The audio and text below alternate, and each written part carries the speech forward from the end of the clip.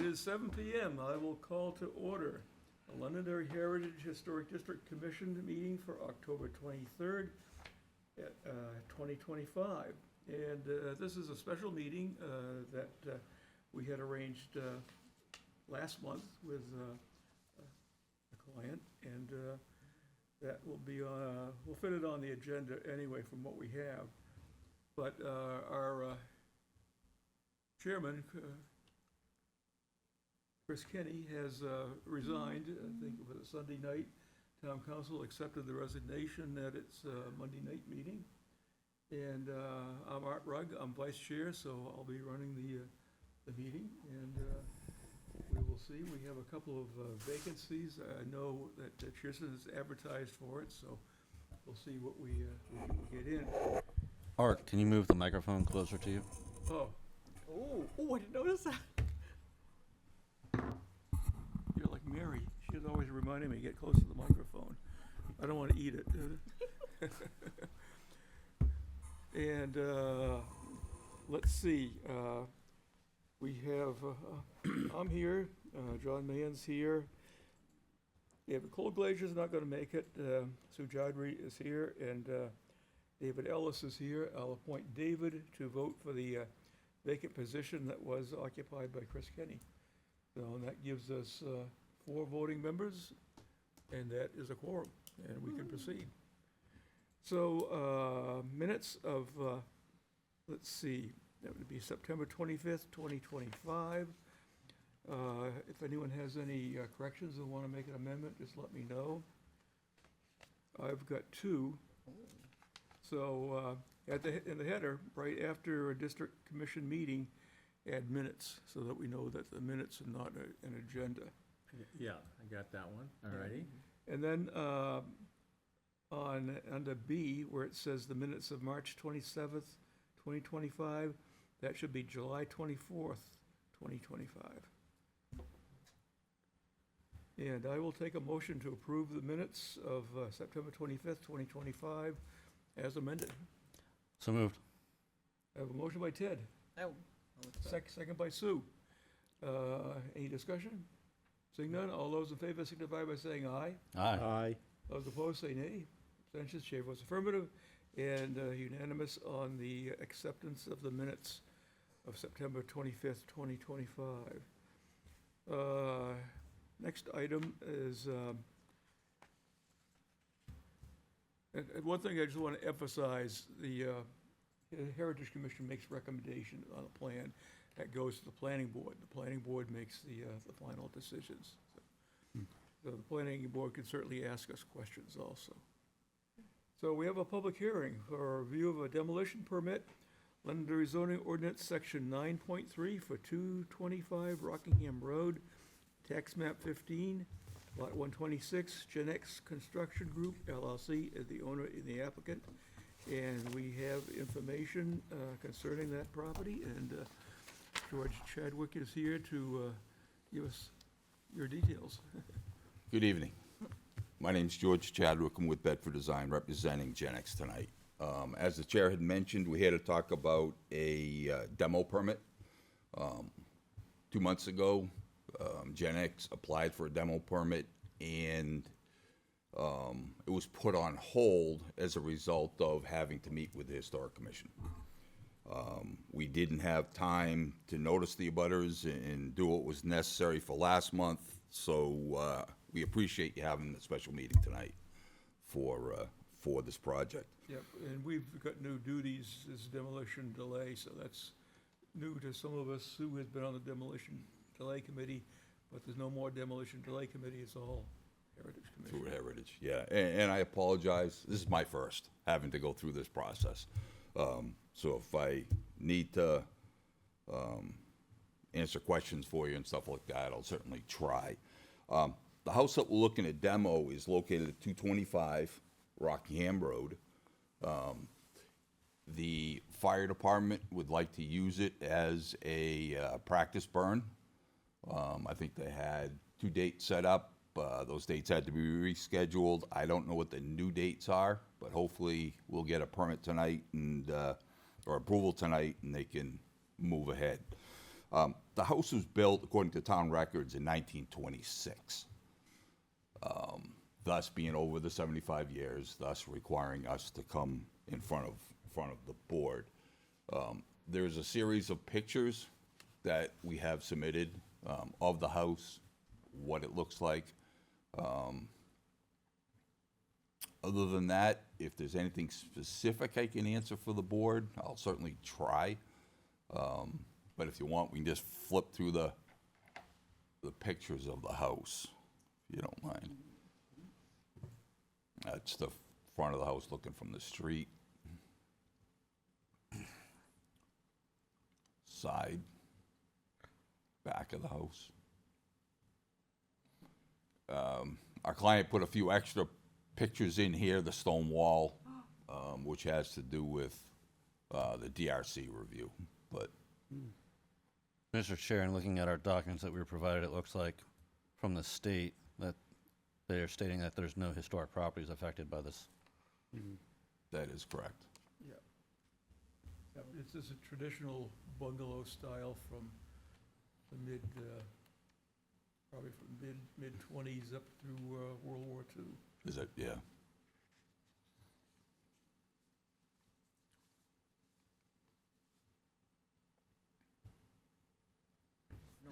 Yeah, I mean, I've looked through what I have, and it's not on the town's list of historic properties. No, when I checked Emmett, and it's not in there either, so, I don't I think mean, it's there's nobody has recorded anything historical about it, so, yeah, I mean, I looked at it in our I mean, criteria, and I'm saying, gee, this yeah. doesn't make It's a it quaint pretty. little house, but, I guess it's low-cost housing in those days. It is falling down around itself right now. There was Yeah. some asbestos in there that's been taken care of. All ready for the fire department when they're able to schedule a burn if we, get approval tonight. Yeah, anything, John? What is the process now if we don't find this? This is the first time one of these demos has come before us. If we find there's no historical, So, do we just bless this or something? Mr. or- Chair, I can answer that if you'd like. Want me to answer? Yes, Okay. Kelly, please. So But- essentially, Butt right in. so essentially, if the ordinance uses the term significant or not, it's obviously talking about historic value.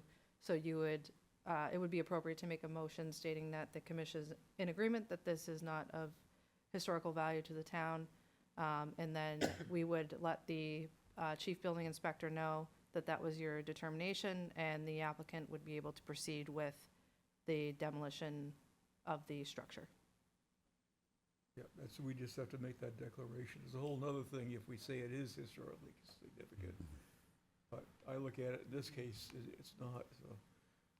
Yep, I agree. So I want to go to the public because this is a public hearing, and I don't see anyone that is interested, so it's a rather silent crowd tonight. So I'll bring it back for the commission to make a decision. Mr. Chairman, I'd like to make a motion to move forward for the, help me with my language, Kelly, the appropriate demolition of this building. The structure is not significant. Is not of historical significance. There you go. Structure is not of historical significance. I will second that. Okay. Motion by John, second by Ted. Any discussion by the board, commission? Seeing none, all those in favor signify by saying aye. Aye. aye. All those opposed say nay. Abstentions, chair votes affirmative. And that 225 Rockingham Road is not of historical significance. Thank you. Mr. Chair, if you remember last month, I had two projects in front of you. One was at 225 Rockingham Road, the other one is at 196 Rockingham Road. The items that the board asked me to come back with for 225 Rockingham Road, and that's the parcel we were just speaking about, with some colored elevations. If you recall, the elevations I had weren't colored. So you should have those. They were submitted, so they should be in We do have that on our folders. Yeah. packets there. As I stated in the last meeting, it's very similar to The the project one on down on Gilchrist. Gilchrist that's being built right now. Gilcrest is sort of a flattened site, so there's no step, vertical step between the buildings. Where this one not only will have the horizontal step, it'll have the vertical step as well. So as you look at the drawing there, there's a 2-foot step between the different colors there. And that's the way it's been designed. So there'll be some vertical and horizontal stepping. The board also asked if we could add a few windows as it faced the Route 28. So if we scroll along in the pictures, you will see that we have added On the left and right side. windows on the end. Wonderful. How does that, I think David Colglazier asked Aye. that, or. No, but I agree with you. I think he did. No, you're right. Yeah. He did. He did. I was agreeing with you, yes. Ted? I was just gonna say, I'm noticing now on the plans that they seem to fit well with their placement, like, where those windows will be. So in the kitchen, it seems to fit well, and in the living rooms and the bedrooms, they seem to fit well. Is there gonna be any signage for this, or? We do have that. Yeah, you looked at it last month on this particular one. We didn't actually have it before, but it's in our packet now.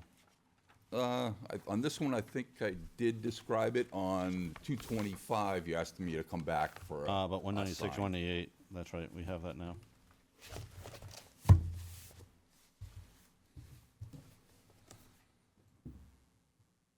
Mr. Chair, you'll find it labeled as revision 196 and 198 Rockingham Yep. Road Village at Londonderry Black. Yeah, that would be the next one you asked me to come back on. So the second project you asked me to come back on was the Village at Londonderry. It's located at 196, 198 Rockingham. It's the SNS Metal Recycling parcel. You asked me to come back for two purposes. One, I didn't have a sign at the time. We do have a sign now. And secondly, I did have an elevation, but I did not have a colored elevation. So now in your packets there, or in the thing, there should be a colored elevation in there as well. That is, The other one? yeah, it would look like this.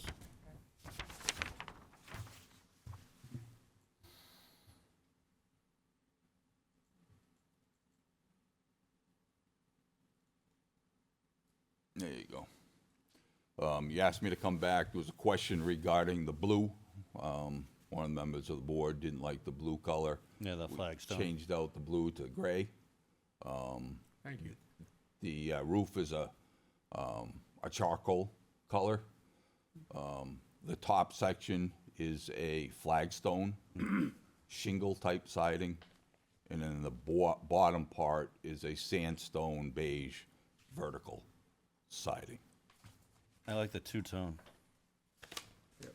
And I like the, I guess the front gable, kind of makes it look like a ski chalet. Like a chalet type Yeah. of thing, sure.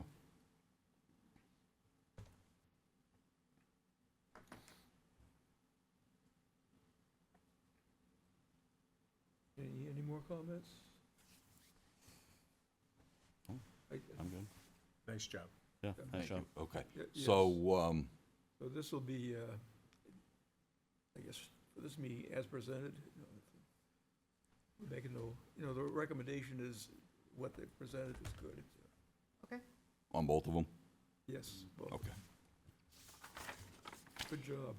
Well, thank you very much for having this meeting for us, and I know you have other business to take care of, but we do appreciate it. Thank you. Okay. Yes, thank Have a you. great night. You Thank too. you. Okay, next we are in other business. We are planning on our discussion of the Reverend Morrison Meeting House on the New Hampshire State Registry of Historic Places. Now, where did the town council leave that? So the task of this commission has varied a little bit, but essentially, so Mr. Ellis presented some information to the council several meetings ago. This commission had, I believe, a brief discussion about the Reverend Morrison's Meeting House and whether or not the commission is supportive of looking into or placing that house on the state Register of Historic Structures.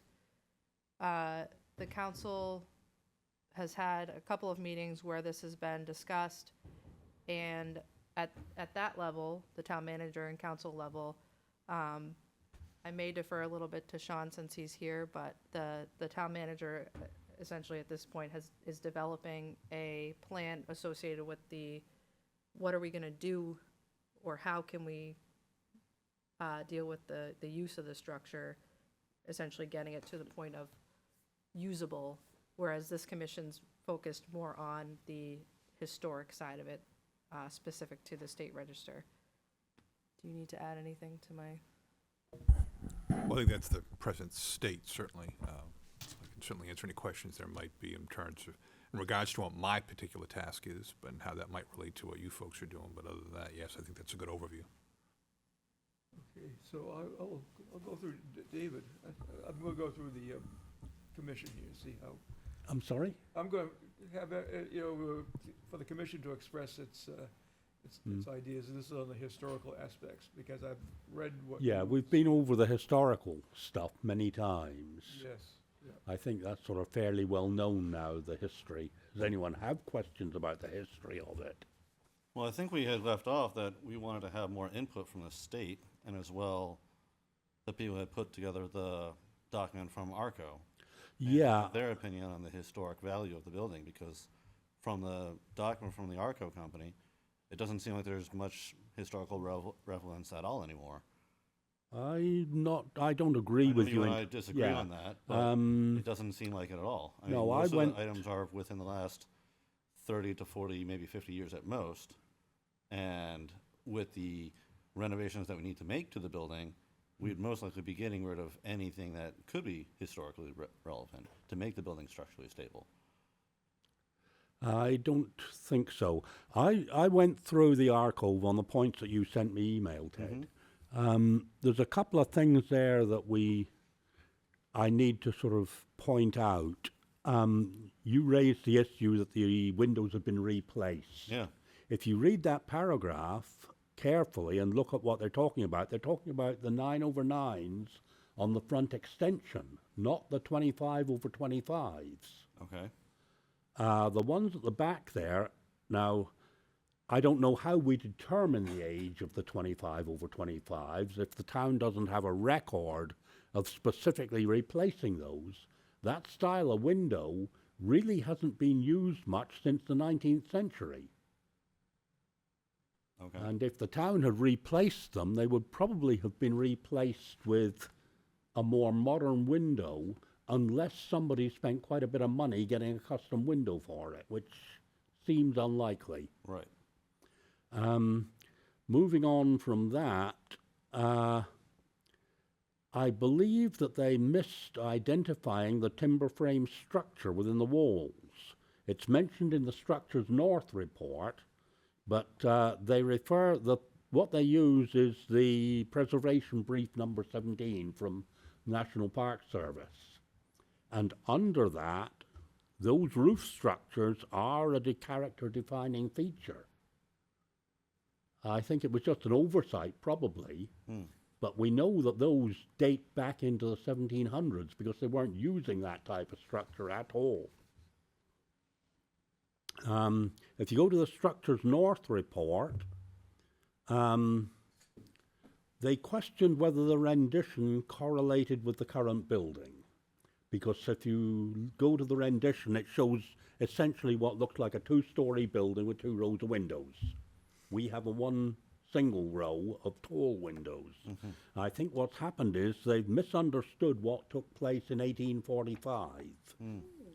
The old building, originally, I don't know if you'd call it a two-story. It had a ground level with pews, and then there was a balcony went around inside above the pews, and you had a layer of windows serving the bottom and serving the balcony. Now, when they took it down and moved it up to the common, they took out all the pews, they took out the balcony, And it is presumed at that time that they replaced the short windows with the single tall windows that are in there. The same time, they pulled off the two end staircases that used to provide access to the balcony. That's why the rendition looks different than the main body of the building. I think Structures North just missed that, probably because they weren't familiar with what went on in 1845. They also mentioned the first floor was originally constructed with sawn lumber joists spanning between pier-supported timber beams. That's patently incorrect. We've got the timber frame joists down in the Historic Society, aside from a lot of pictures of them coming out.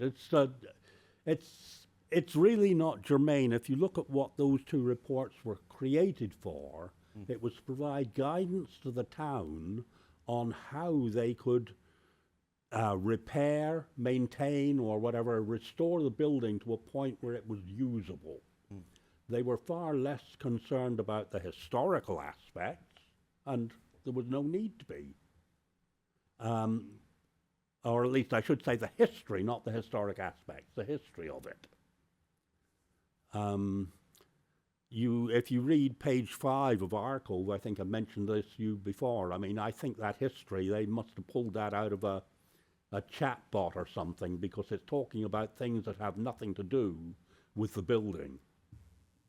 Well, again, it's more of a reason to have them come and present to Yeah. us and from the state, because and I feel at this point that there's not Yeah. much of historical value that could be left. Yeah, of the I mean, building. these are a couple of points that I would certainly ask them, but I don't think they are points that should swing us one way or the other in the decision making. I also feel that with the renovations that would be needed to be done for the building, we could be removing what historical value that there is left.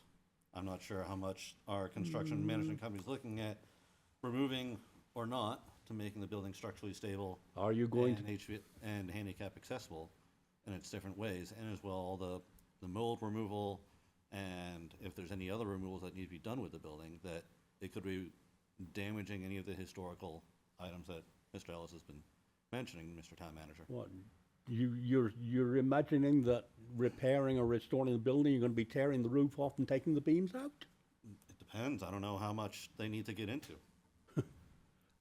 I doubt you would be doing that. I mean, town manager may that have would be more details on completely that. non-cost effective. If you did that much, you might as well level it. Well, the roof needs to be replaced in multiple locations. It does, or- I mean, what is it? It's I think at the moment it's an asphalt shingle roof, isn't it? Which has been replaced many times. Would you like to go to the town manager for his commentary? Yes. I mean, replacing asphalt shingles is something that you do all the time. We've got them on the Morrison Museum House. Yep. Ideally, they would be wooden shakes, but Okay, Sean can give us. that's not some considered input. detrimental to the rest of the building. It's something that happens. Yeah, our town manager has items also that could be helpful for us. So I visited the site on the 15th last week, Wednesday of last week, with Reart Construction Company, Arcove, the architect from Arcove, and other trades that were there to look at the building. Sean, So- can you get a bit closer to the microphone? Yeah. How's that? Thanks. Is that better? That good? Can you hear me? Yeah. Okay. So there's a number of issues here, so I'll try to go through them in order. In terms of the roof itself, there are spots where there's leakage. So what Reart Construction, just from looking at it from the ground, they're seeing that for the most part, the shingles seem to be functioning as they're supposed to, other than the areas where there's leaks, and that's probably right around where the chimney is. So they're thinking a day's worth of work just to fix those particular shingles will be adequate to secure the roof. They don't think we need to re-roof the building. The chimney itself needs to be repointed in a number of spots, but other than that, it seems to be functional, at least looking at it from the ground. And we were looking at it from binoculars. There's just a few spots that have to be repaired on that. In terms of the roof trusses, unfortunately, somebody went in there and they cut sections of that out. I don't know why. Those are not going to be removed. They're just going to be resupported. Yeah. So we're not going to tear those out. But they're not structurally stable then at that point, right? They're not right now, no. Right. So that's what they have to go up and brace those, but they're not going to remove them. They're just going to brace them, Okay. put the bracing back that was removed, and then that'll meet the requirements for that. So that's the work that, by looking at it on the 15th, they thought that would probably be adequate from what they could see in there. So not a big issue there. The tin roof, I told them we'd like to expose that. That's all covered right now. I'd like to keep that so we could utilize that tin roof. You don't have many of those around. It would be nice to get it back to that status inside of that first floor area. I said we'd like to keep the banisters from the stairwell because those are original wood. Those, you don't see those anymore either. So I said I really like to keep those. In terms of the floor, we need to tear that out. And we need to put concrete down below because it's all open ground. You got a lot of moisture coming up through there. And then a subfloor needs to be put on of some type. And they'll look at the options as to what those might be. The building is not, it doesn't meet the present energy code. And because we're going to be making more than 51% improvements in the building, we're going to have to bring those windows up to the energy code. And also the walls, insulation. They were able to see in several spots where you have that old type of lattice material that the walls are constructed of, and also the flooring up on one of the sections up there. So that has to be done, and the wiring, of course, is, shall we say, ancient, that needs to be updated to meet modern requirements. I'm not doing anything. We're not doing anything to the siding on the outside, other than the door that goes to the kitchen needs to be replaced. It's all rotted around that. And you don't have a stairway that meets code compliance because the way it drops down, and there's a piece of concrete there, and there's no protection from cars coming. So that has to be done on the outside. And then there's an overhang on the door in the back that goes to the parking lot that's in poor condition, needs to be constructed properly. But other than that, there's really not much of a change on the outside other than the ADA accessible ramp in the front. Not that full construction that you saw in other proposals, but a ramp anyway to be able to get down. It'll be a significantly smaller type of project in the front. And then bathrooms, they do have what appear to be ADA compliant bathrooms, but it doesn't meet all the code requirements in terms of the number and all that with the occupancy of the building that you're going to have. So there'll have to be some reconfiguration of that. I told them I'd like to keep the stage the way it is in case people wish to use that. And that does require a lift because there are stairs to go up. But that's a relatively small lift. We're not installing an elevator or a lift to the second floor. The second floor is going to remain unoccupied. We'll make repairs up there, fire protection, those sorts of things. But other than that, it won't be fit for occupancy. Those improvements could be made later on, whatever those are, donations, or however we should wish to do that. But the first floor was the focus to get that operational so we could use that. So hopefully that answers your questions in terms of the observations that we made based on the reports that we have and what needs to be done to make those improvements there. The other thing I did is, this was at the request of the Lions Club. We created a survey to send out to all of the registered nonprofits in the town of Londonderry to ask them what use or what interest they may have in the building. Several said no, like the American Legion, because they already have a facility, right? The churches said no, they have their own facilities. We did have a couple of groups that have said yes so far, but I'm waiting for the rest of those survey results to come in to see what kind of demand there is actually in the community for the use of this space. It's going to take a couple more weeks here at least to get the information. The architect has to do some minor redesign inside of the building to meet the requirements in there. And then REARC will price it with the subs, the trades that they have involved here. And we'll get as soon as I get a price quote or estimated cost, not a price quote, but an estimated cost, the plan is to bring that back in front of the council. And it looks like the council wants me to submit a warrant article, and that'll probably be for a bond to pay for that project. That's where we are. So in terms of the historical value, I told them I'd like to preserve as much as I can. There's limited amounts of things there, but that tin roof, right now you have like this. I want to remove that and have the tin roof exposed to the extent we can do that. There might be some minor repairs that have to be in it because people have nailed boards to it in some spots. You've probably seen pictures of it in there. But I want to keep that, and I want to keep that railing on the banister because it looks historic to me anyway, and it would be nice to keep it, the woodwork. So, if that answers your question. Mr. Town Manager, Sean? warrant article passes, you move forward, some construction time to put this together. Where would you see the building being, would that put it in shape to be open to the public at that point? The first floor, yes. First floor? Yeah. okay. So upstairs, what I'd have to do is the insulation, the fire protection, and the wiring, and we drywall it or whatever we're gonna do up there, and then just leave it. I wouldn't do anything with the floor, I would leave it. So that way, in the future, if we wanna do additional work up there, because it's not ADA accessible, and an elevator is a big expense, right?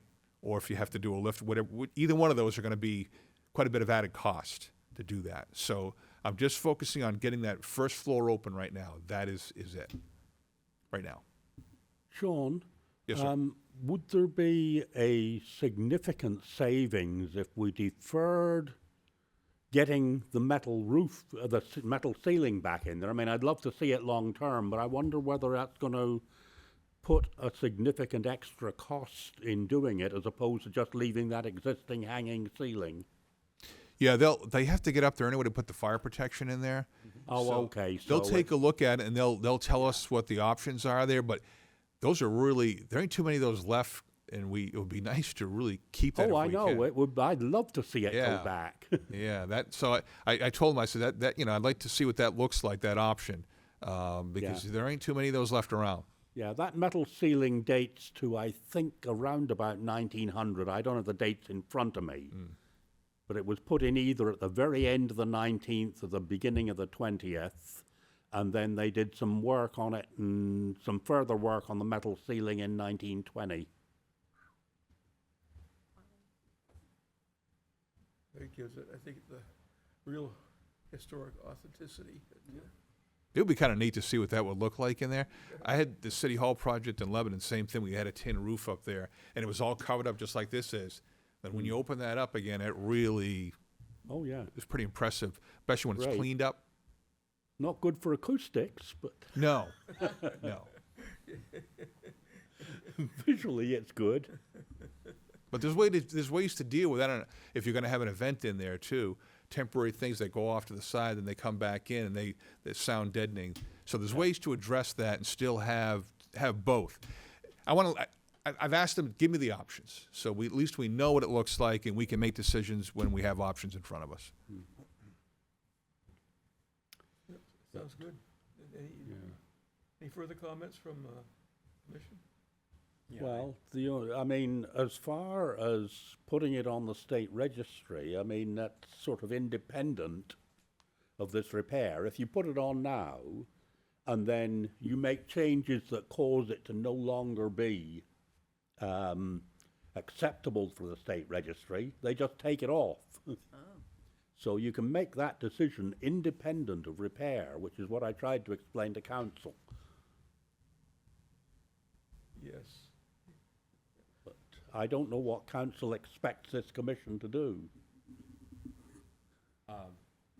We could just offer a recommendation if, we Yeah. think it should be. I think on it's the, appropriate to give a consensus at least about this commission's position with respect to the state register.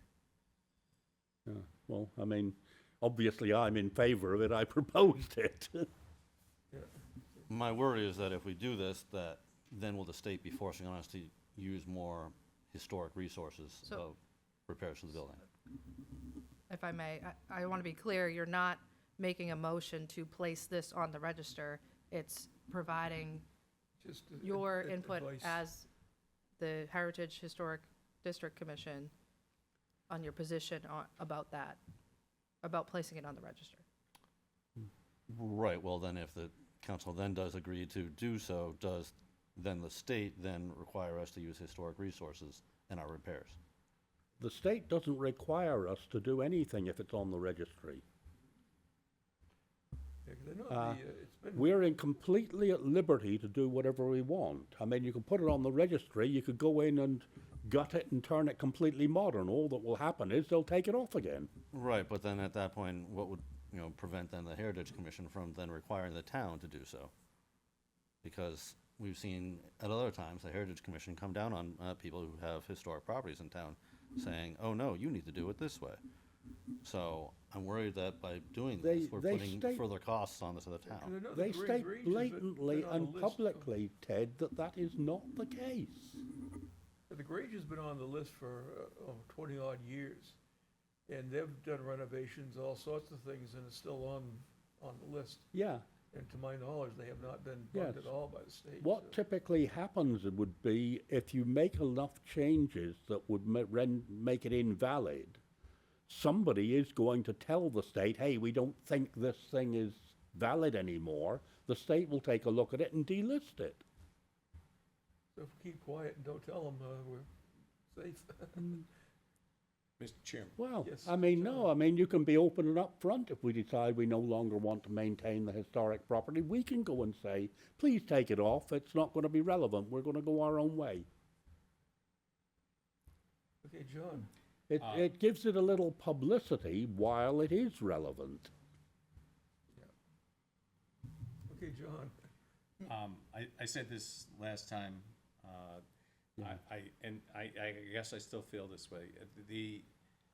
I think we're doing things out of sequence here, that I'm not, although I really don't see the particular advantage one way or the other of getting on the registry, because if the advantage is that at some point in time, we might qualify for some grants, okay, we could apply at that point perhaps.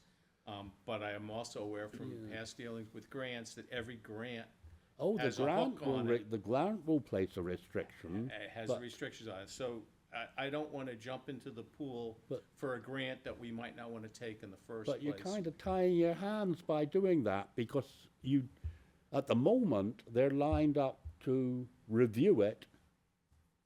Or at least they have reviewed it. It'll go before a council before it goes on, which takes, I don't know how often that council meets. I think it's about every 6 months. Now, if you hear of some grant money that you might be eligible for in the future and say, oh, we'd like to apply for that, and you are not listed, you could be looking at a 12 to 18 month time frame to get listed, by which time the grant is history. The advantage is getting on early. Not that the state is actually burying all the towns with grants at this point in time. No, in all no, honesty. there's not a heck of a lot out there at the moment, and there isn't gonna be. Beyond that, I think it's very encouraging to hear the town manager is working on a plan and perhaps coming up with an application of use for this building after the fact with, doesn't sound like it'll be a for-profit use, but it'll be, with some of the charitable organizations in town. That's great. But I think my feeling is, what I'd like to do is kind of defer the signing up for the registry till we see the dollar value of the modifications that the town is looking at and what happens on the warrant article when it goes in front of the folks. Because I haven't heard, frankly, from anybody yet what Plan B is for this building if it goes on the warrant article and fails, again, as we've seen Yeah. a lot of them fail. This is okay? an option, and we know what's going to go on in December. It's gonna be tight, the money. And even more so, I mean, we have a new partnership, I guess, with the schools now, and we've Yeah. got the construction of the facility in the back of this building, and we've got some other things going on in town. So I would just as soon say, let's not tie our hands right now, and I realize you don't agree with that language, David, but let's not commit to the state registry at this point. Let's roll the dice on, maybe we'll miss a grant, although again, there's not that many of them floating around out there. And set that aside, let the town roll out its plan for how much we're going to put on the warrant article and how the warrant article is gonna look. If the warrant article passes, bring it back, and you'll have my vote at that point. Well, you've heard from Ted, you've heard from me, we've heard from John. Sue, Yike. your turn. Oh, yeah. Of course, I wanna keep it going, so I'm hoping with whatever we need for, estimates for cost or whatever, that, are we waiting for that? We're waiting for the estimate from the men or people to work on it? Is that what we're waiting for? Are we waiting for the cost of repairs, on the And I still wanna say Lions Hall, but Lions Hall, but is that what we're waiting for, to see what the expenses will be and, Yes, what the estimated cost of renovation, okay. and then what options we have with that, yes. But otherwise, yeah, I'd love to see it. They'll also produce a cost for demolition too, just so you're aware. I know that, but I'm just telling you that I'm making sure, when I deal with the council, I give them all the options available to them. Here's what they are. Yep, Because folks, some folks want to know what that is.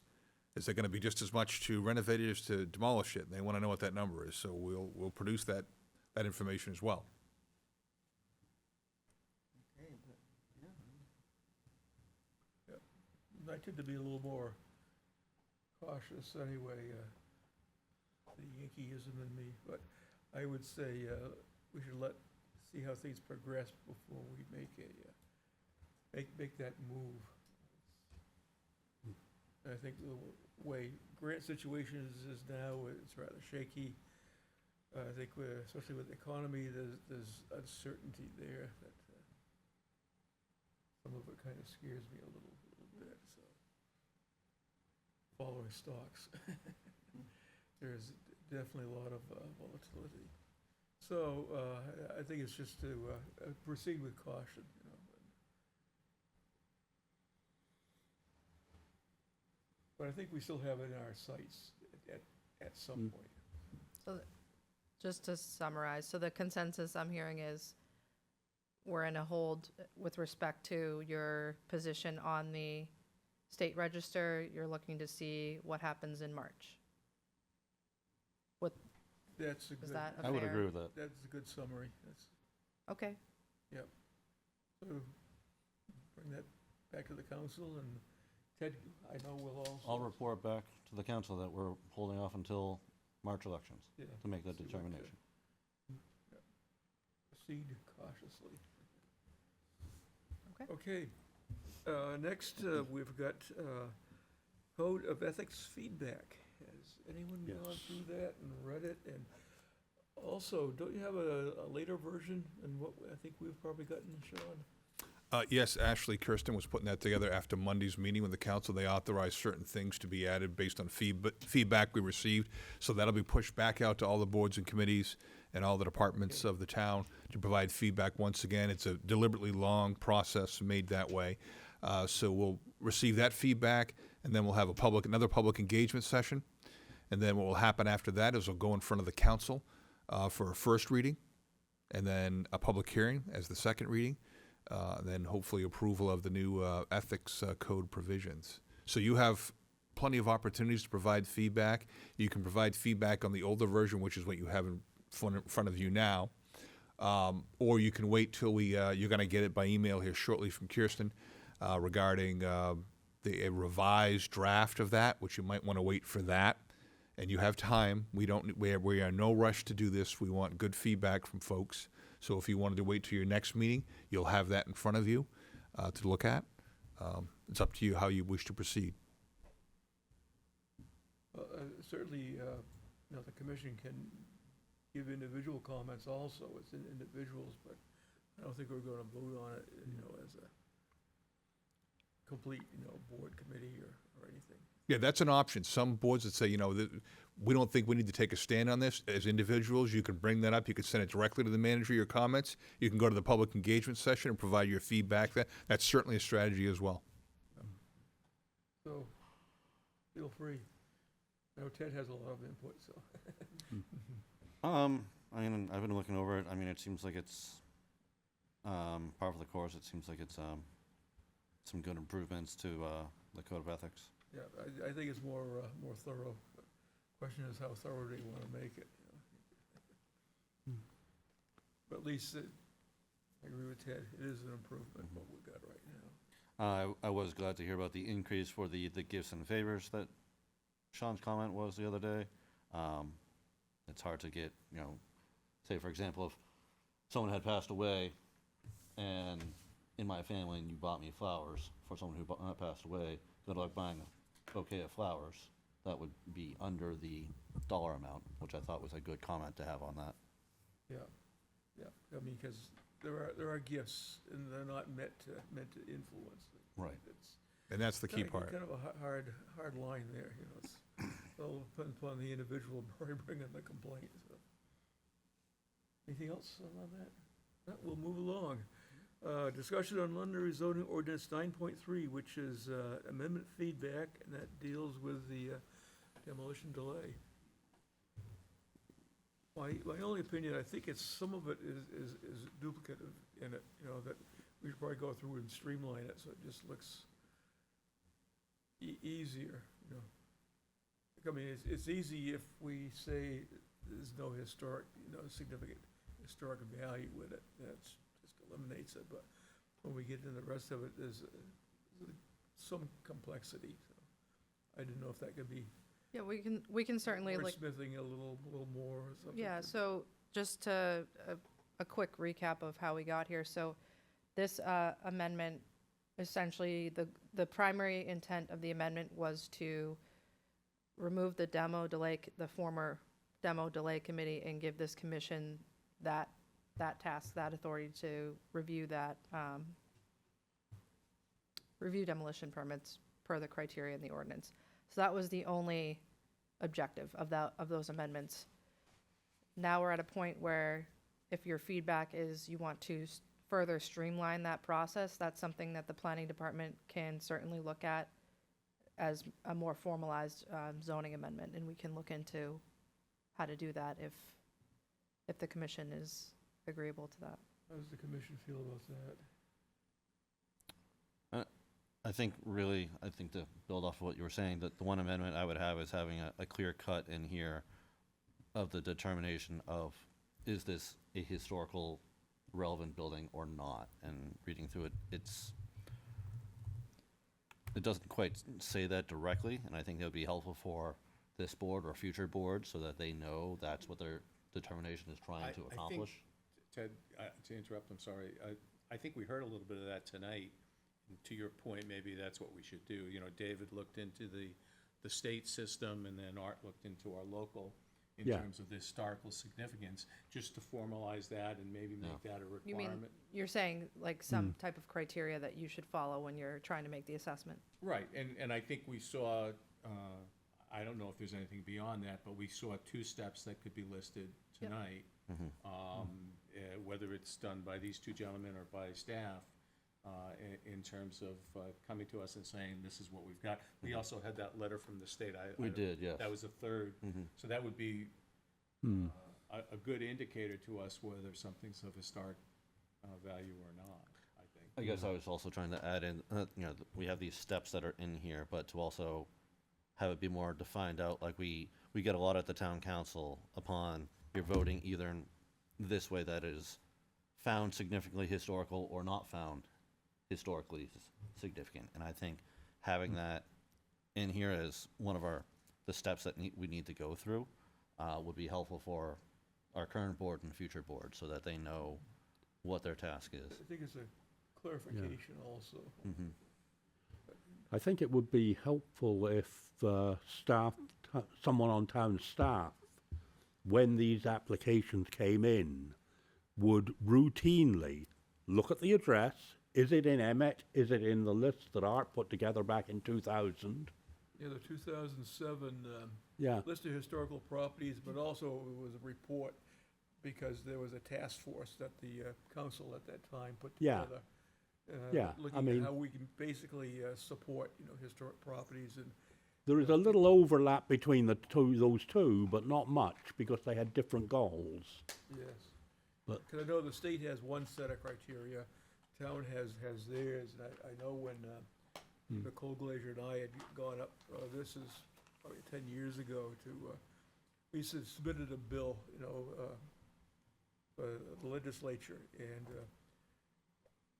the intent is to give a tax break for people that have historic properties, and we had the criteria listed and everything. There's basically, forgotten what the name of the committee was, but they had no problem with the historical part, but the assessor from Portsmouth was there and says, you know, he agrees with us, but his problem is that'd be half the properties in, you know, Portsmouth. So, you know, and we had said it was, you know, something as written up as enabling legislation, but They just looked at, you know, they're just losing money. There were several other assessors there too, and they had, you know, a good argument. I mean, if I was sitting on, like, the town council or something, and, you know, all of a sudden a good part of town is having a reduction in taxes, being historic, so. I think we had two attempts. I mean, Sharon supported it. I think at the time it was a state rep, Al Baldessero, supported it, but. Yeah. Wonder if they're able to write that with excusing certain towns from that, towns or cities. I don't know if the state laws can do that or not. But for a city where Portsmouth is primarily historic property, Yeah, I mean, there's others too. I know Nashua had a problem because they would lose property. And the amount that Portsmouth would lose was significant, so couldn't argue against that.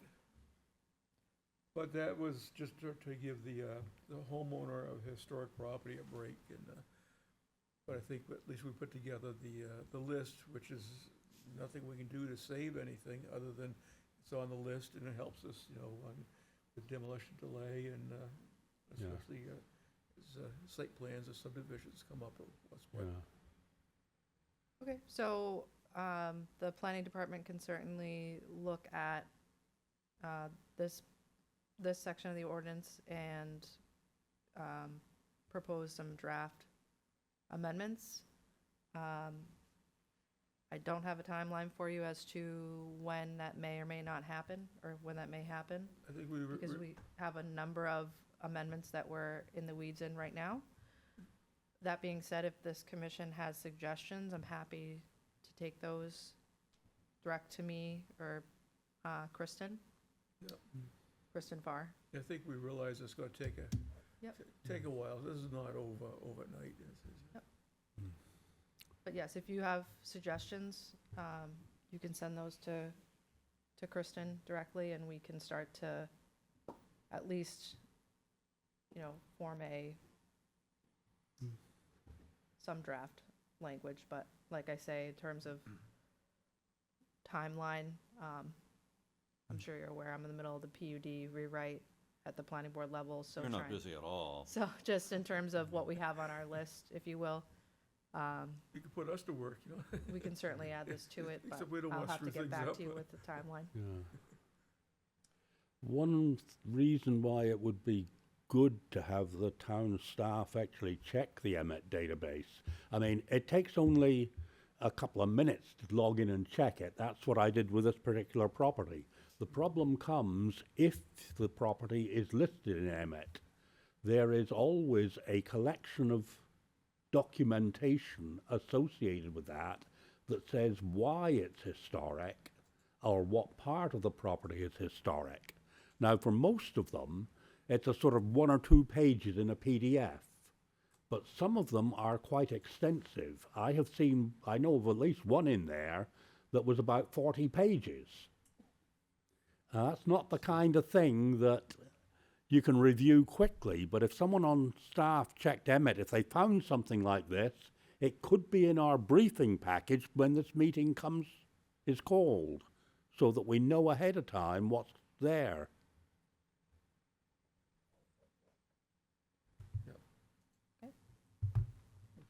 And next, we've got 25 Heritage Commission letter, and also there's a worksheet, and this goes to our strategic planning process. You want to give us an overview of that, Sean? Yes, the town council has directed me to develop a strategic, go through the process of developing a strategic plan to present to them in the spring. The purpose of a strategic plan is you have, of course, the master plan. The master plan is a 10 to 30-year plan. It involves land use predominantly, but it also has economic development, transportation, and natural resources in it.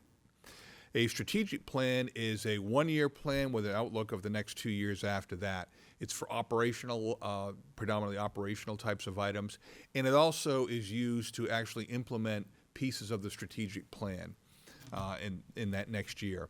It is not designed to be a wish list. It is designed to be things that we're actually going to do. So what you have is you have functional areas in the city of Lebanon, and I'll show you theirs. They have 10 functional areas, and within those you have objectives. And then those objectives all have action items.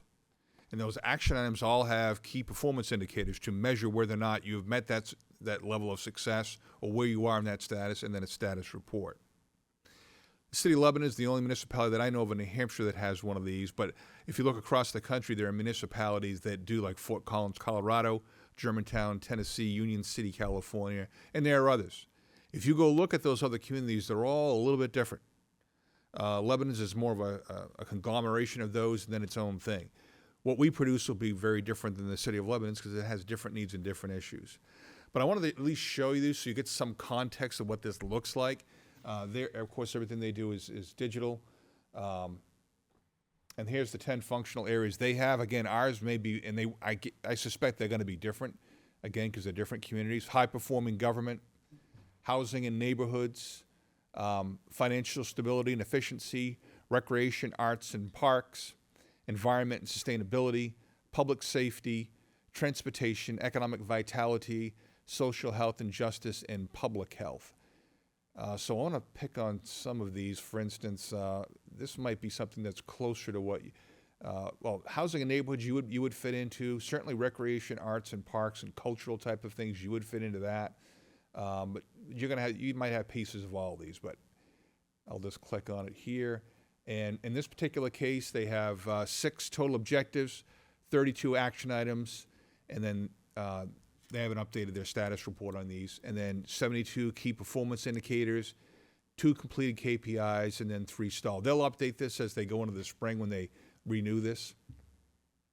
And then you have a vision statement.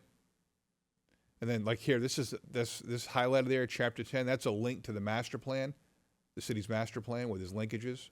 Over here to the right, you see the city departments that are involved in this functional area. And then you have the boards and committees. And you see Heritage Commission, their Heritage Commission is involved with that here. So all these committees have a piece of this. And then we have also community partners that are involved with this functional area. And they have a piece of that. Here, you can take a look at some of these. This one is maintain, adapt program and outdoor adventures in sports and keep citizens active. So then you click on that a little bit further and you drill down to it. And the key performance indicators, they spell those out here. Timelines by which they're to be accomplished. And again, there's status reports on each of these. That just gives you some idea of what their strategic plan looks like. Ours will be different. We're not going to be using a platform like this. This is created by artificial intelligence, and we're not going to be quite that advanced on it. We don't need to be, right, for what we're going to do. The idea is this is what the town council approves this. Right now, I don't have any written document from the town council, go and do these things, right? This is what this town wants to accomplish, and these are our objectives. We don't really have that, right? The purpose of this strategic plan is to spell out what that is, and that gives direction to staff and to boards and committees. Go do these things. These are the things that are important to our community. These are the things we're going to invest resources and time in. Go accomplish these, and then tell us how you're doing. Each year, this is looked at, and it's updated again. Usually, it is the start of the kickoff of the budget process. Our objectives lead into budgetary items, because some of these things require money. They require resources to get them done. And then again, you measure that every year as to where you're at. That's what a strategic plan does and what it's for.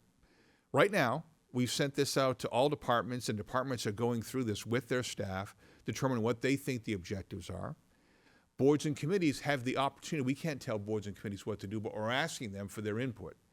So we are doing facilitated discussions with some boards and committees. Other boards and committees don't feel that they need that, which is absolutely fine.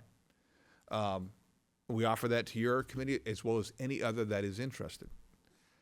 So we're looking from you as what you think those strategic objectives should be, things that are applicable to your functional area, history, historic value, heritage, those sorts of things. But you're all citizens of this town, so anything that you think is important can be added. Once we're done with the boards and committees, once we're done with the departments, we're going to go out to public engagement sessions and say, okay, what do you think? We'll do different groups. We'll have some stakeholder groups like businesses. We'll have one just for them. Anybody else can go, but businesses, tell us what you think the strategic objectives should be for the town. And then we'll have general community engagement sessions with anybody who wants to provide feedback. We'll put all that together, figure out how many functional areas, there may be 7, not 10, who knows what they might be, and I suspect they'll be somewhat different. We'll take that draft, we'll get it to the council in the spring, we'll do workshops with that. The council will review that, they'll say, change this, change that, we like this, or, add that. We'll have a public hearing on it. And then and then we'll take that public input, and council may make more changes to it, and then hopefully they approve it. And usually that's the kickoff to your budget process.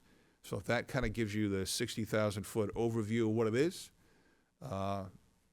it's up to you how much you want to participate in that process. And, we don't look negatively upon you if you wish not to do that, but it's an opportunity for you to do that and help drive what is important for the community.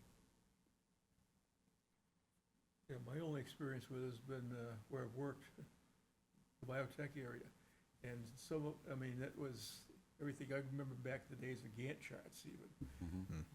Everything was all set up, how an experiment progresses and how a product comes out. And there's so many involvements along the way, and Yes. someone doesn't do it. And you get a little admonishing. Yes, I tend to push people. So my staff, That's the only way it gets done. right. I have objectives that we've been told to accomplish, and the governing body is the one that's going to vote and tell us, do these things, or do your best to try to accomplish them with all the partners involved to make them happen. The only thing I can think of from me as a member of the Heritage Commission is we're a certified local government. And so we have access to, grants and, so forth. And, I don't know where, we've had probably 15 years ago, one of the people up there, I don't think she's there anymore, come talk to us about it and how to do it. But that was back in the days when there was money and had some chance of success, but we would always fill out everything, get things done, and then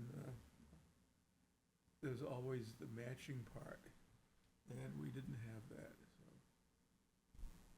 Yeah, this doesn't solve the problem of of money. That's always the bottom line, right? That's where things stop. Right. It's just the reality of it's difficult. With the pressures on people's incomes and families. We all know. I won't get more. You're well aware of that, right? But at least there needs to be a plan about how we're going to do the things. And some of them, I used the example in the budget committee the other night.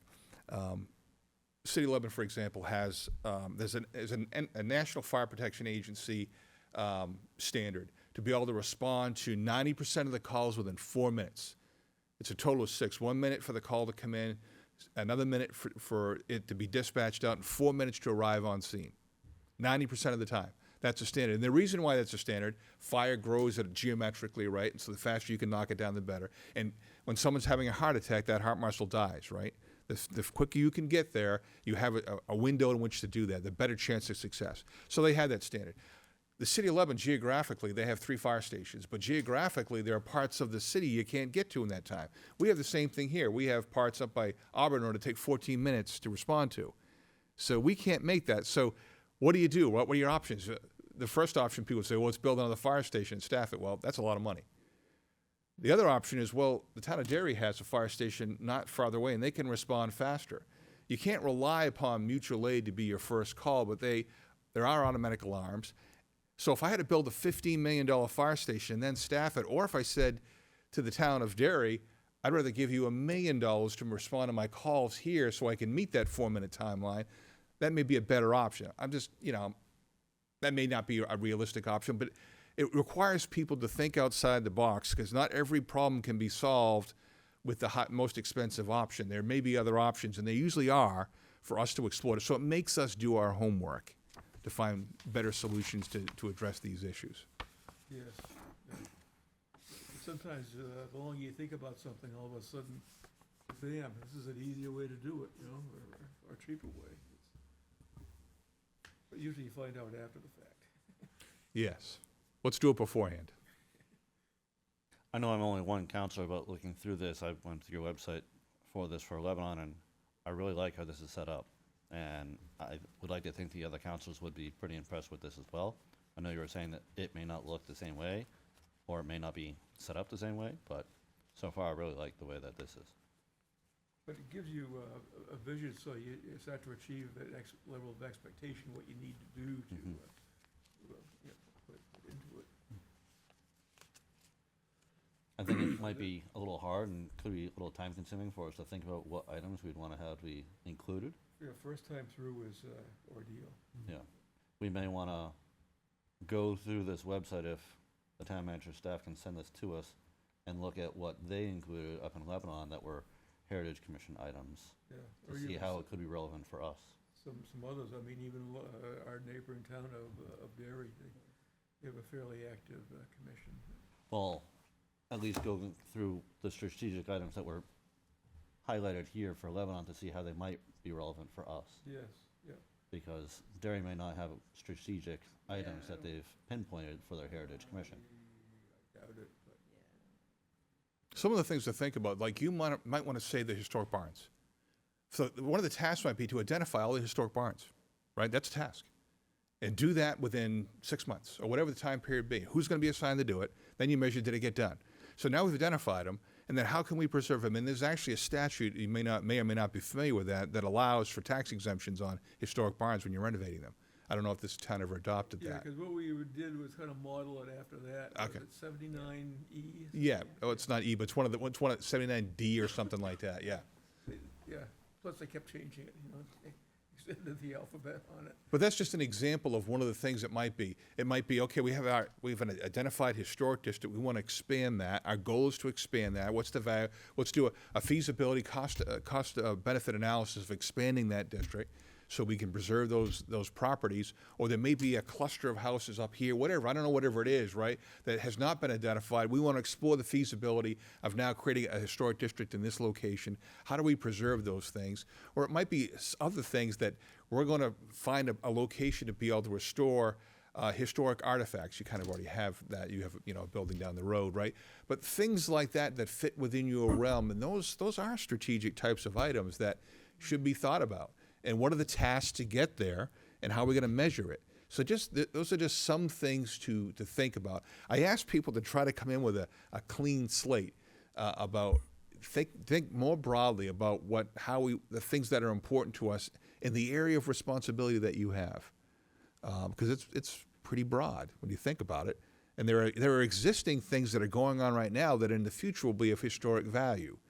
So looking forward, people are going to 50 years from now or 100 years from now going to, maybe we can do things now to preserve that for later, whatever that might be.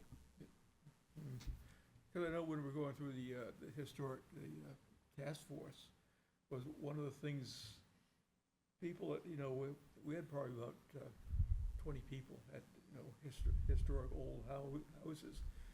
They loved it. The labor of love for them was to work, restore the historical authenticity of the place. They were lived in. So we came to the conclusion that the best thing with the historic property is make sure it's used for something, because, either, residents or the other thing, and this ended up giving rise to Litchfield, was to use it as a very light commercial. Except that was out of the hands of the planning board. But it's another lesson learned.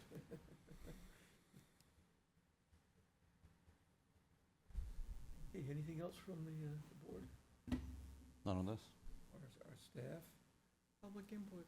And, yes, public input, and I'll go to the public for any comments, questions, concerns, They and, can't keep their hands down. A line is forming. yeah, there is no one here, so, other than us and staff, so, if everyone is all set, has nothing else, John? Yeah, just a observation, I guess. George talked a little bit about the revisions to the two properties, and we didn't spend a lot of time on it, but I was very encouraged to see him here talk about those, because I didn't expect that necessarily tonight, because I thought we had heard a decision that we weren't going to be asking folks back.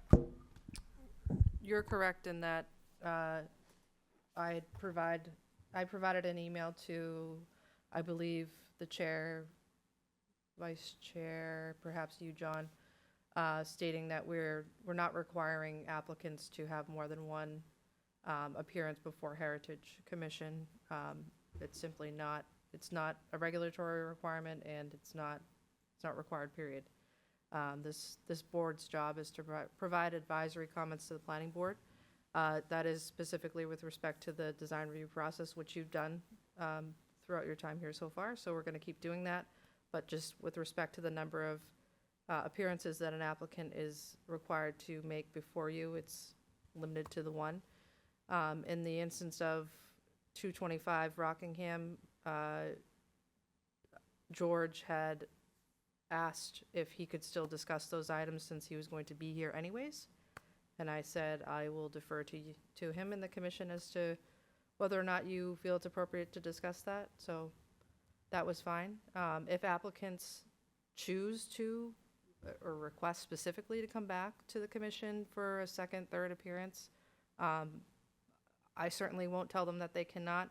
It's just that at some point in time, we got into a habit, it seems, of having folks come multiple times to the commission.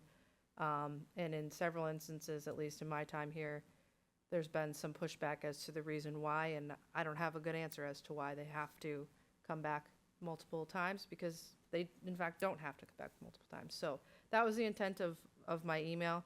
And like I say, for tonight's purposes with 225 Rockingham and 196, 198, that was the applicant's choice to cover that while he was presenting on the demo permit.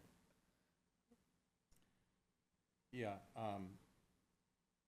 Kelly, I'm not sure that I necessarily agree with you. I don't know about the required or not required, but I think most of the times that we've had folks back, and I think there was a general consensus that we would do a special meeting for George when it was discussed originally, has been because they've been missing items that we were asked to advise on. And it's sometimes very difficult to give an opinion on something if you don't see it, touch it, feel it, or if the applicant comes in front of us and just says, I haven't got it ready, okay?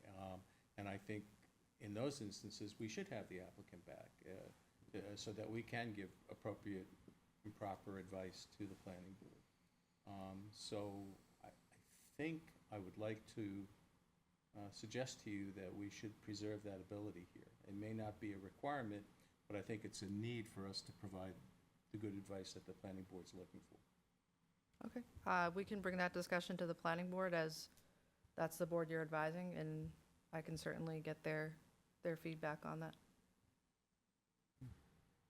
Now, what is I forget how many months ago we were here with the planning board, and Tony DeFrancesco was suggesting that the planning board take a few things from us as far as construction or overseeing things, colors or whatever. I don't even know what became of that. Yeah.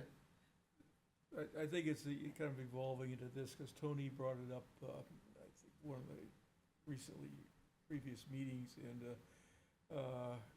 he does watch them once in a while, which, I think was just trying to point out that we've kind of lapsed into doing a lot of the, planning part of the operation.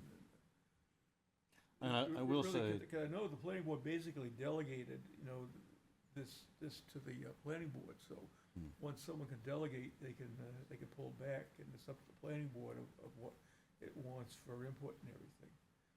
I mean, But it going did- off of what Tony was probably trying to get at the time was, potentially maybe relegating our responsibilities to maybe residential projects and not commercial, industrial type Well, of buildings, where those wouldn't really probably fit the heritage. He and I have argued about the commercial, and I think commercial kind of goes in with residential, because. Well, it depends on the commercial. Yes, it does, I mean, you could have a whole glass building, and that wouldn't really look of a feel of some of the other commercial buildings. Yeah, but I mean, it does have like a seat on the design review committee, and I know most of my experience is we just have a sheet of paper and look at it and everything and write on it and send it into for the design review committee and weren't involved with bringing in, architects or engineers or anything.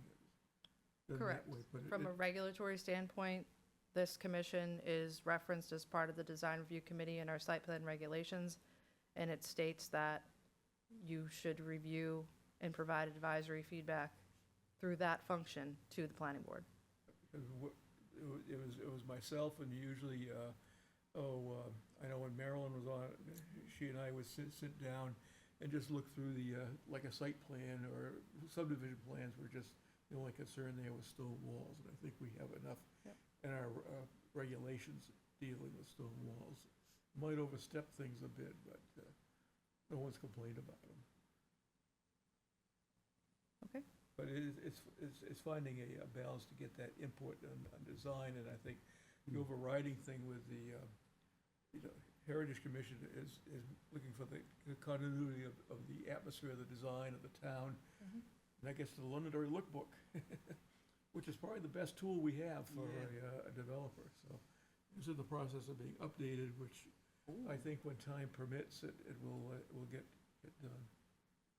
But I know it was like, I think when you first started, Kelly, we're all taking pictures. So Sounds you get right. all these pictures. But we'll get to that eventually anyway. I just remembered, did I say 4 voting members at the beginning of the meeting? 'Cause it should be 5 voting members that we have here. So all the votes should be 5-0-0. Sometimes things come a little late. So, Mr. Chairman, so Kelly, what you'll do is you'll carry back to the planning board, I think that the desire for us to be able to continue to bring back folks for second, when it becomes necessary. Maybe we should be a little more cautious in doing so, but I think that would be good. And then I would, are we considered a land use board here? No. No. So we're not bound by some of the same restrictions in terms of the questions asked of applicants that the planning board is. Correct. And so one of the things I've discussed with folks is that we have an opportunity to ask applicants questions that perhaps folks on the planning board can't ask.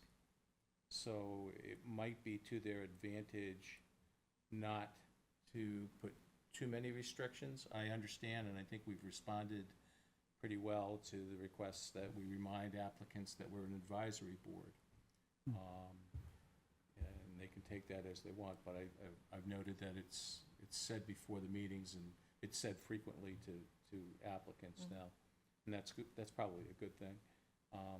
But I would like to kind of put a stake in the whole thing that Tony was trying to put together, one way or the other. I don't agree with excluding industrial buildings from our review.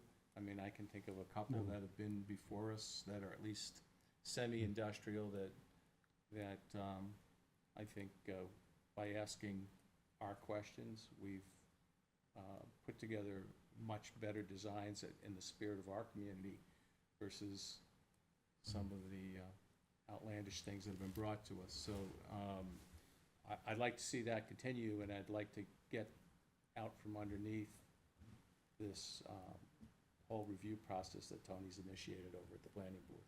It was in the paper or something, there's a meeting coming in December, I don't know if it's the first Wednesday, about Tony and all that he's thinking about us, and I'm gonna be here, because I want to see what he's up to, what's going on with his suggestions and such.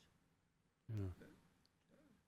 I mean, it's something, we're gonna really look at our role and everything, and it has been helpful for the planning board, because the planning board doesn't have time to get into the nitty-gritty of colors.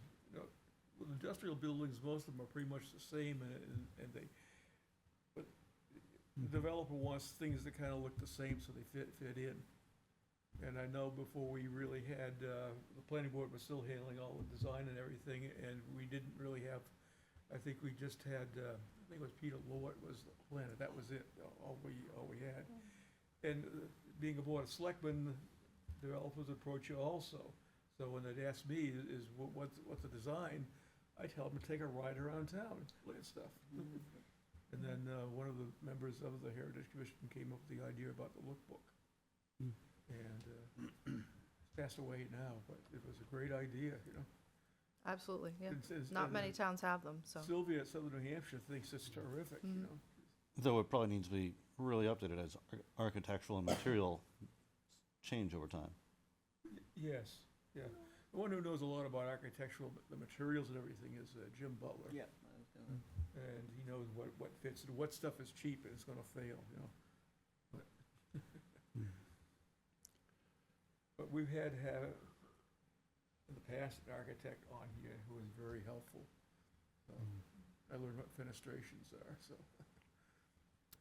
I guess I'd like to say that I don't think any property in the town should be excluded from coming before this body because the historical impact can be on anything. I mean, we had an example earlier, remember when they were the development, the Woodmont development over on the hill.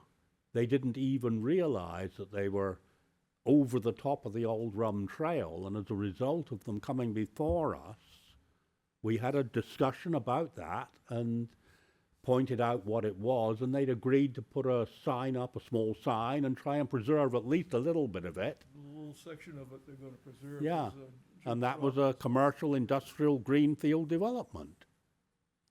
I mean, you don't know what building might be historic until you look at it. Yeah, and we were critical with some of the recent buildings that were put up at Woodmont, because they had strayed from, what was in their master plan. That, the first dairy medical building was an abomination. And I mean, that took a couple meetings between the Heritage Commission and the planning board, just giving them, admonishing them about, get back to your original design. And they did, and what they came out with was terrific. So just so we're clear, so this conversation you're having now, it sounds to me like the planning board is trying to have some type of work session, for lack of a better way of putting it, in December to continue the discussion that Tony originally brought up. From staff standpoint, my intent is to just make clear that applicants are not required by our regulations to come back to you multiple times. I've given them the option to do so if they want to, but staff is not going to tell them that they need to come back to you. It's mandatory. That was my point. The other half of this conversation, in my opinion, needs to happen at the planning board level. Obviously, with your input, like you had your comments tonight, John, I can bring those back to the board as well, but like I say, it sounds like they want to have another discussion about it sometime in December. I'm not saying a date because, quite frankly, our agendas are very heavy, and I don't know if it's Yeah, it realistic to have it then, but, So for example, when Technology Hill came back to us with their primary building again last month, they didn't really need to come back to us? Because we had approved what they had already sent us the first time, or? so you're talking about the Envision building? Yes. So I believe they needed to come to you for that building. I didn't think they had been to you yet with Envision. Oh, no, they came to us already the first time. That was the second time we saw them. Yeah, so they're an applicant that has a preference to come back. Okay. Um, I just want to make sure that we're also not wasting developers' time and resources with their engineers and architects to come before us multiple times either. Because I know I've heard that developers don't want to come here because we're wasting their time and resources by coming to too many meetings. Too bad. So, But, I mean, I won't frame it that way. My point is that from a staff standpoint, when I have to interpret the regulations that we have in place and advise applicants accordingly, there's nothing in there that I can point to say, yep, you have to go back to Heritage Commission for a second round of review. That's my point. right. I know, it's only, I think, recent history we've ask them to come back, or, some of them, you know, realize they don't have everything there and they wanna come back. Yeah, I mean, that's on them if they want to, at that point. Well, wait a second, no, but wait, Jen, if somebody comes and they don't have what we need to Right. revise, so what I'm hearing is, if we say, well, perhaps you could come back and show it to us, they can then go and say, I prefer not to do that. And that, to me, doesn't make any sense, because how can I advise somebody on something I don't see or they What- don't have ready? I look at that as that's, I guess, their own risk. So when they get to the planning board level and the board says, well, what'd you get from Heritage? The other thing, you're opening yourself up as well, if you've got a developer that really doesn't want to cooperate, he'll come before us the first time with an incomplete application or something. I agree. This We're commission unable to doesn't give a evaluate proper review, completeness. but you can't call him back to correct it. At the moment, they know there's a chance that they will be called back if they haven't got it right, That could and be the therefore they planning get everything up front. I mean, that's happened at the planning board, and, you know, either they have a chance to do it again, or, you know, or to start the whole process right from the beginning, you know, just have it, Yeah. you know, Yeah, I mean, most developers are fine, they're not that way, but you're gonna get one now and then that will We've play seen the countless system. times that people don't come to the planning board with everything complete. there's some that know, that are good, 'cause you know Yeah. the good ones, and you know the ones that are a little, you know, and those are the ones, you know, you kinda gotta help them along a little bit, you know, Yeah, like spoon feed them, and oh, I mean, Kelly the, goes through this all the time, I'm sure, because she's the one that gets things prepared for the planning board. So our life is a lot easier. But the old days, before we had really much of a staff, it was, you know, we'd have continuances all the time because they didn't have things ready. So it'd be continued till the next month, you know? And then we've had some, that's like 3 or 4 times, they finally get it. It just takes up a lot of time of board. So that's where staff has incredibly helped us. Wait, Sean, could there ever be, I don't know, a change or rule or something that commercial entities that have gone through us and they've done it, what we required or whatever, and years go by, and then because they don't go out of the original blueprint, they don't have to come back to us for colors and such. I wish that could change, because I think of Londonderry Ford, that looks like it should be in Las Vegas with that shiny craziness, and Sunoco gas station is another one that's, Well, I think it kind of blows out what we do. I mean, that's, we need Well, to. when we've dealt with Home Depot, we found that you get down to their logos and everything, that is critical for them. You know, and that's why the Home Depot sign has still got the Home Depot colors. Colors on the building are different. Well, we have power to do that. That was when the planning board was doing design review. But still, I just feel like it's, you know, blowing us away if they get to come back and then do their own thing. That's why it's, But they're insistent because it's part of their corporate design, it's a corporate identity, so. And otherwise we'd be in court. no, because look, remember Kentucky Fried Chicken? We sent that female architect back to the Midwest on a plane 3 times to make us happy. Yeah, I mean, Home Depot, just with the planning board, on the building colors, was 4 times. They'd traipse back, and, you know, the planning board would tell them what was needed. They'd go back, they'd come back, address all that, and we had more stuff, and then there's something they didn't do. We've had McDonald's, at one time, they're gonna put a facility up at Exit 5. Yep, I remember that. And there was a member on here who's not here anymore now, but Mr. McDonald came in and not the franchisee, and had all these corporate designs. And Heritage Commission said, no, no, no, no. And then this lady had all sorts of pictures that she got off the internet of Yep. McDonald's at different places around the country. So the question to him was, why can't you, if you do this here, why can't you do it, you know, in Londonderry? So, we never saw him again after that. And I think there was other problems with the site or the developer. So, but we've had a tussle with the one here even, and the franchisee was the one who really, I think, helped out and modify the design. Otherwise, and what's there is really a compromise. We used to have a very, previous design that was very colonial looking.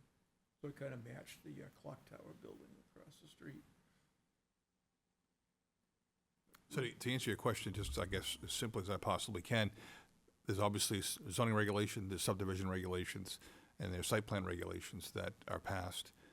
Zoning regulations are passed by the council, the subdivision and site plan regulations are created by the zoning board, the planning board, and those are your rules.